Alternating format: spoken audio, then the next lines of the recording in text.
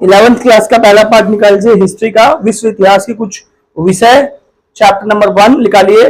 इस पाठ का नाम है लेखन कला और शहरी जीवन। ठीक है, लेखन कला और शहरी जीवन के बारे में हम पढ़ेंगे। आप लोग ध्यान से जरा देखिएगा 11th क्लास।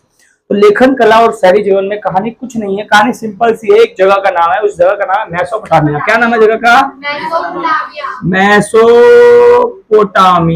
मेसोपोटामिया। अब जाहिर सी बात है, आपको पता होगा जब आप पैदा हुए आपका नाम रखा गया, किसी कारण से रखा गया होगा।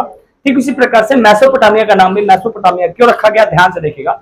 मेसोपोटामिया पहले के जमाने में नाम था, जिसका नाम है इराक में स्थित है। कहाँ पे है? इराक में। ईरान नहीं, इराक। लास्ट में को आ रहा है, इराक में। अब मेसोपोटामिया कहाँ स्थित है? आज के इराक में स्थित है। बहुत पुराना गांव है बेटा, बहुत पुराना गांव मिला में मेसोपोटामिया। मेसोपोटामिया दो शब्दों से मिलकर बना है।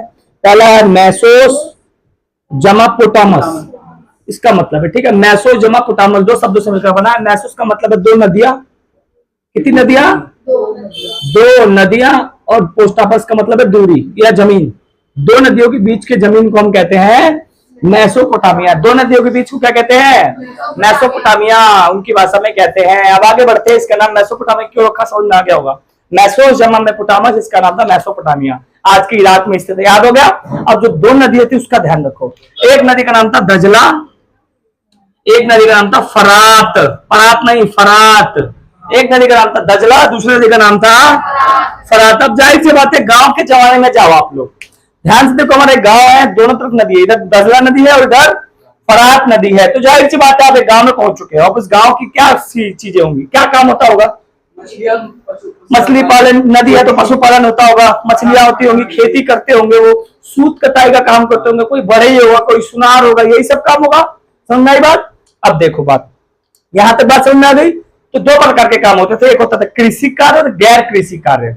एक होता था कृषि कार्य और एक होता था गैर कृषि कार्य। गैर का मतलब होता है नहीं, क्या होता है? नहीं, यानी कृषि नहीं। और एक होता है कृषि कार्य, यानी कृषि है। समझ में आई बात? एक होता है कृषि और एक होता है गैर कृषि। गैर मतलब होता है नहीं। समझ में आई? समझ में आई बात?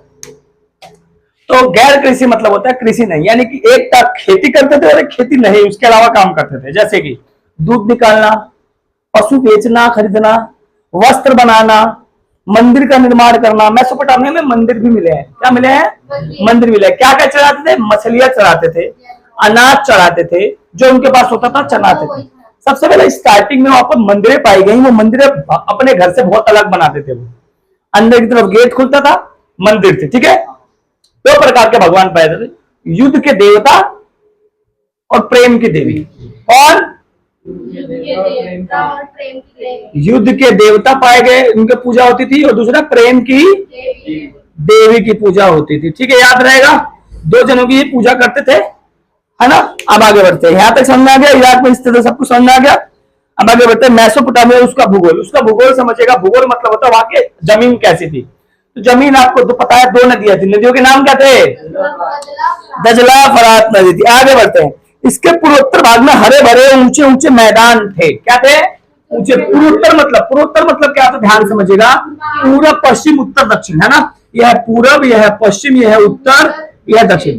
पूर्वोत्तर मतलब पूरब के उत्तर में, पूरब के, उसे कहते हैं पूर्वोत्तर भाग। पूर्वोत्तर भाग में क्या थे?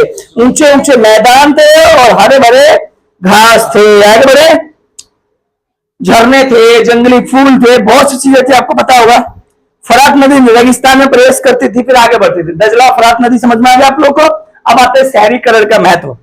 शहरीकरण यानी शहर कैसे बसा, उस ध्यान से सुनेंगे। शहर बसने के बहुत सारे कारण है। पहला तो लड़ाइयां ज्यादा होती थी, इसलिए लोग दूर रहना चाहते थे। दूसरा काम के चक्कर में दूसरी जगह जाना पड़ता था। माल बेचना था ना एक दूसरी जगह पे, तो खाली जगह जानबूझ के ढूंढते थे, फिर वह विश्राम करते थे, फिर आप धीरे धीरे बच जाते थे। बसने के बाद सब लोग जाकर वहीं बच जाते। जैसे आजकल की स्थिति, गांव छोड़ के लोग शहरों में आके बस गए, काम के चक्कर में, नौकरी के चक्कर में। उसी प्रकार से पहले भी लोग अपने गांव को छोड़ के कहा जाके बच जाते थे? शहर में जाके बच जाते थे। धीरे धीरे शहर का निर्माण होने लग जाता था, और धीरे धीरे ऐसी इमेज बन गई थी कि शहर में जाओगे तो रेपुटेशन के साथ रहोगे, इसलिए लोग गांव में ज्यादा क्या बढ़ गई, भीड़ बढ़ गई। शहरों में माल की आवाजाही होती थी। क्या होती थी? माल की आवाजाही। अब तुम्हें पता है, एक बात बताओ, हमारे गांव में सिर्फ और सिर्फ पशु हैं, तो पशुओं का इस्तेमाल किस में किया जा सकता है? दूध निकालने के लिए, पशुपालन के लिए, सामान ढोने के लिए भी। तो माल किससे ढोते थे? पशुओं से ढोते थे। क्या क्या होता था?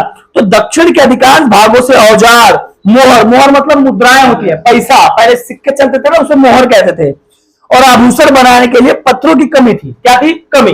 ध्यान से रखना, अब इनके पास नदी है, रेत है, क्या है इनके पास? इनके पास अनाज है बस। इनको धातु चाहिए थी। किस चीज की कमी थी इनके पास? धातुओं की कमी थी। धातु से आपके औजार बनेंगे, हथियार बनेंगे, आभूषण बनेंगे, इन सब चीजों की कमी थी इनके पास। लेकिन क्या था इनके पास? अनाज। तो ये हमारे हड़प्पा सभ्यता से व्यापार करते थे। किसके सभ्यता से? वो भी पढ़ाऊंगा। हड़प्पा सभ्यता इंडिया में है, मेसोपोटामिया सभ्यता इराक में है, याद रहेगा। तो बहुत सी चीजें हमें साक्ष्य मिले हैं, साक्ष्य मिले, सबूत मिले हैं कि मेसोपोटामिया किसके साथ व्यापार करती थी? हड़प्पा सभ्यता के साथ करती थी। अब आता है लेखन कला। लेखन कला मतलब लिखने की कला। वहां की लिखने की कला कैसी थी? वहां की लिखने की कला थी, सबसे पहले वहां पे सबसे ज्यादा इमोजीज का इस्तेमाल किया जाता था। इमोजीज मतलब चित्राकार लिपि। पूछेगा यहाँ की कौन सी लिपि थी, तो लिखना है यहाँ चित्राकार लिपि थी। चित्राकार लिपि उसे कहते हैं जो सिर्फ चित्र बनाते हैं, ड्राइंग बनाते हैं, पेंटिंग बनाते हैं, जिसके थ्रू आप अपने इमोशंस को दिखाओ, उसे कहते हैं चित्राकार लिपि। समझ आई बात? ठीक है। उसके बाद धीरे धीरे जब लोगों को लगा कि लिखने की बहुत ज्यादा जरूरत है हिसाब किताब करने के लिए, चीजों के लिए, तो उन्होंने पट्टिकाओं का निर्माण किया। किसका निर्माण किया? पट्टिकाओं का। पट्टिकाएं क्या होती है? ध्यान से देखो, बिल्कुल मिट्टी का। पहले तो उसको मिट्टी लेते थे, फिर छाप के लंबा फैला देते थे। लंबा फैलाने के बाद उस पर लिखते थे सूखने से पहले। क्या? सूखने से पहले लिखते थे, उसे कहते हैं पट्टिका। एक पट्टिका मिली, इस पर हिसाब किताब लिखा हुआ है। अब तुम खुद बताओ पट्टिकाओं का इस्तेमाल और कहां का किया जाता होगा? संदेश भेजने के लिए, बहुत बढ़िया। और जरूरी काम हिसाब किताब लिखने के लिए, बहुत बढ़िया। अब आते हैं लेखन कला का प्रयोग। एक उनके जमाने में एक महाकाव्य मिला है। का महाकाव्य मतलब था बहुत बड़ी किताब, पुस्तक। उसका नाम था सुमेरियन। क्या नाम था? सुमेरियन में, सुमेरियन एक किताब मिली है, वहां पे इन सब की जानकारी मिली है सुमेरियन किताब में। सुमेरियन महाकाव्य। कौन सा महाकाव्य? सुमेरियन महाकाव्य में इन सब के बारे में मिली है। एन मरकर, राजा का नाम था एन मरकर के बारे में चीजें मिली है वहां पर। किसके बारे में मिली है? कहां का राजा था? मेसोपोटामिया का राजा था। अब आगे बढ़ते हैं। बहुत सी चीजें पट्टिकाओं से रिलेटेड एक पुरानी कहानी है। कहा जाता है एक राजा था, उस राजा ने रट्टा नाम के व्यक्ति को भेजा कि जा बगल वाले राज्य में जा, ये सामान लेके आइयो। वो जाता है, रास्ते में भटक जाता है, फिर वापस जाता, सामान भूल जाता है।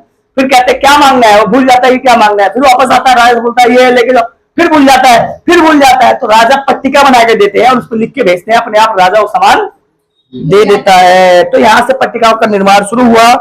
ठीक है। मंदिर और राजा, वहां पे केवल और केवल राजा सबसे बड़ा था। कौन था? मेसोपोटामिया में सबसे बड़ा कौन था? राजा। उसके बाद जाके मंदिर की इज्जत करते थे, क्योंकि आपको पता होगा मंदिर की इज्जत शुरू से ही थी। मैंने बताया आपको, युद्ध की देवी और युद्ध का देवता और प्रेम की देवी की पूजा की जाती थी। राजा भी आके मंदिरों में पूजा करता था। समझ आई? और मंदिर को प्रयास किया जाता था कि घर से काफी अलग लगे। मंदिर की जो दीवार थी काफी मोटी थी घरों से, और अंदर की तरफ खुलता था, अंदर चित्रकारी थी, बहुत अच्छे डिजाइन बने हुए थे अंदर। तो ये था मेसोपोटामिया की कहानी। ठीक है भैया, आगे बढ़ते हैं। बहुत से मोहरे मिले। शहरी जीवन कैसा था? वहां का शहरी जीवन बहुत ज्यादा अच्छा था, और सब लोग चाहते थे कि हम शहर में जाके बसें। शहर में आवाजाही ज्यादा थी, शहर में ज्यादा लोग रहते थे। पशुचारक क्षेत्र और व्यापारिक नगर। पशुचारक क्षेत्र मतलब क्या होता है? वहां पे सबसे ज्यादा जमीनें हरे भरे घास से बने हुए थे। अब हरे भरे घास किसके लिए चाहिए? अब एक मान लो खेती करनी है, खेती के लिए मुझे बैल चाहिए, तो बैल को खिलाना भी तो पड़ेगा। तो जो दो जमीनें ज्यादा पाई जाती थी, एक पशुचारक क्षेत्र और एक व्यापारिक क्षेत्र। पशुचारक क्षेत्र उसे कहते हैं जो पशुओं को चराने के लिए इस्तेमाल होता है, जहां पे पशु जाके चरता है, लेता है, खाना खाता है, जाता है वापस। और व्यापारिक क्षेत्र मतलब जहां व्यापार किया जाता था। गांव में बड़े बड़े व्यापार थे, अपने कला को बेचते थे, बनाते थे, सूत काटते थे, अपना कपड़ा बना के बेचते थे। कोई अलग अलग काम करता था, कोई बड़ा ही था। बड़े ही मतलब होता है जैसे मान लो हल बनाना है मेरे को, लकड़ी का हल, तो लकड़ी का हल वही बना के देगा। बहुत से लोग जाते थे यात्रा करके हड़प्पा सभ्यता में, सामान लेकर आते, तो व्यापारी भी थे। कोई किसान का काम करता था। मतलब गांव में जो जो काम होते हैं आज भी, वो गांव में पहले मेसोपोटामिया में भी वही होते थे। लेखन कला की देन। अब क्वेश्चन आएगा, लेखन कला में क्या देन है? हमें क्या दिया है? आप हैरान हो जाओगे जान के, मेसोपोटामिया हमें क्या दिया। आओ आज पढ़ाते हैं हमें क्या दिया। सबसे पहले दिया वर्ग। वर्ग मतलब होता है स्क्वायर। वर्गमूल दिया है। क्या दिया है? वर्गमूल दिया है। चक्रवर्ती ब्याज दिया है। क्या दिया है?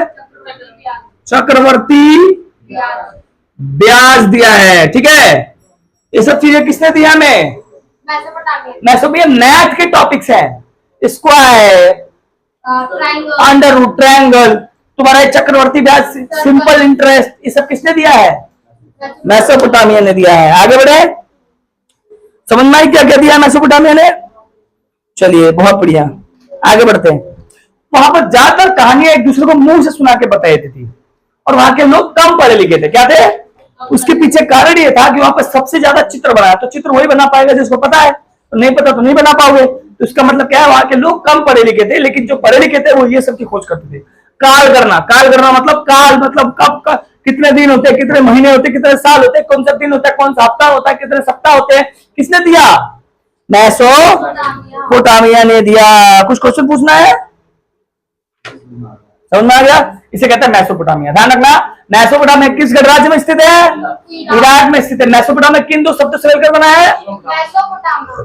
मेसोस का मतलब दजला फरात के बीच की भूमि को कहते हैं मेसोपोटामिया। दजला फरात नदी का नाम है। किसानी होती थी, दो प्रकार के काम होते थे, कृषि, गैर कृषि का काम। कृषि में वे काम आते हैं जो कृषक काम करते हैं, खेती का काम किया जाता है।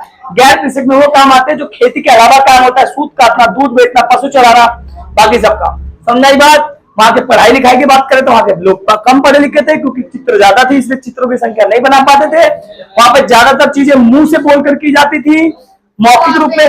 बाद में पट्टिकाओं का निर्माण किया गया। पट्टिका एक गीली मिट्टी से निर्माण किया गया, एक बहुत बड़ा पेज टाइप का होता है, उसे कहते हैं पट्टिकाएं। समझ आ गई बात?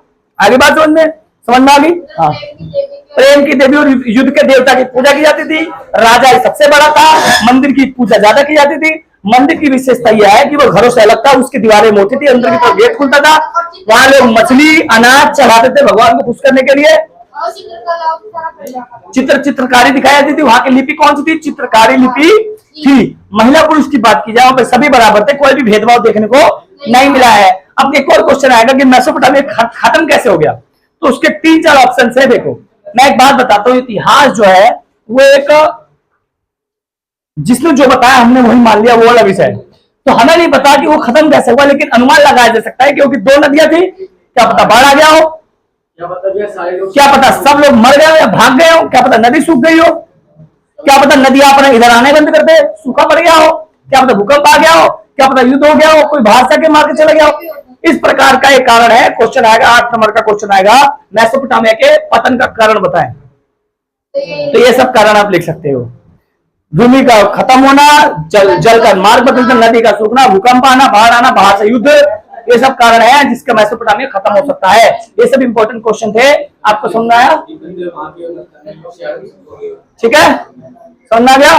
धन्यवाद।